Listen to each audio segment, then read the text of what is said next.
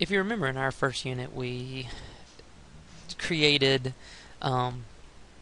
some movement in our parent functions, and so we started moving them around the coordinate plane, either with the shifting to the left or right, or up or down, and then of course we also had the reflection across the axis.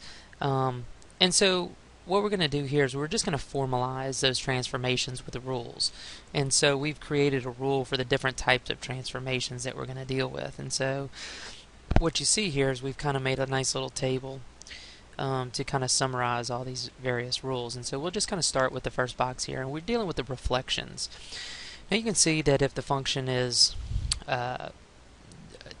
y equals f of x, that the reflection is going to be y equals negative the value of the function, and so that's going to flip it over the x-axis. Now, interestingly enough, we didn't deal with this situation as much, but if you notice that if we negate the x value within the function, it actually reflects it over the y-axis, and in many cases that actually gives us back the same function. And so we briefly spoke about odd and even functions and how they differ in the previous lesson. And so you can see here, if we reflect over the y-axis, sometimes that keeps us the same function, and sometimes that changes the parent function a little bit. So we'll look at that in more detail and examples of that a little bit more in class. Now, so we've had a good introduction to reflections.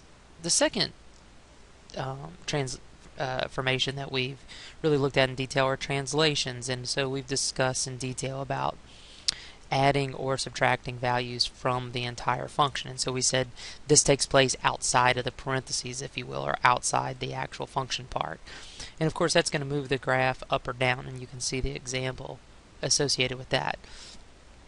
Now, if we're embedded inside the function, or what we've said is inside the parentheses, that creates a left or right shift, and of course this is where we talked about the opposite value taking place. And so you can see we add a constant value inside the function that actually shifts it back to the left. And so these are basically, if you recall, our h and our k values, our c's inside and outside. And so we formalize it more with an h and a k so that it's easier to determine. Now, the last one is the one that we did not spend as much time on in Unit 1, and it's because I was kind of saving it for this point in time, and that's a dilation. Now, what a dilation is either a stretching or compressing of the actual graph. Now, the reason I didn't want to get into too much detail about this, and I still really don't want to get into a great amount of detail,